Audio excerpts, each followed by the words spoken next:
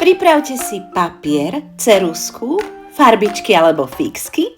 Nakreslíme si spolu tú najmilšiu mačičku. Začneme s hlavičkou.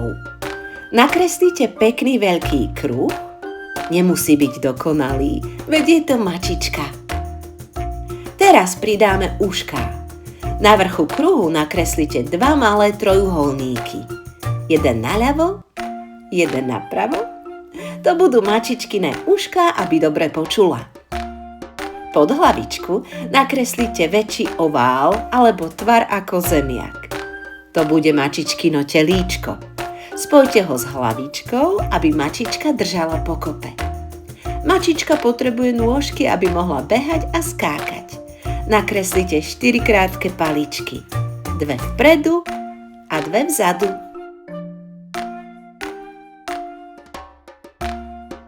Každá mačička má chvostík. Nakreslite dlhú zahnutú čiarku, vychádzajúcu zo zadnej časti telíčka. Môže byť hore, dole alebo veselo zakrútená. Teraz urobíme mačičke tváričku. Nakreslite 2 malé očká, kruhy alebo bodky.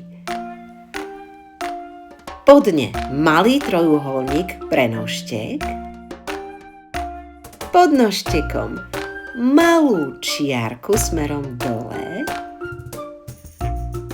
a z nej 2 malé čiarky do strán pre ústa. Nezabudnite na fúziky. Nakreslite z nožteka alebo líčka na obe strany pár tenkých čiarok. Mačička je skoro hotová. Môžete jej pridať pásiky, bodky alebo jej nakresliť labky na konci nožičiek.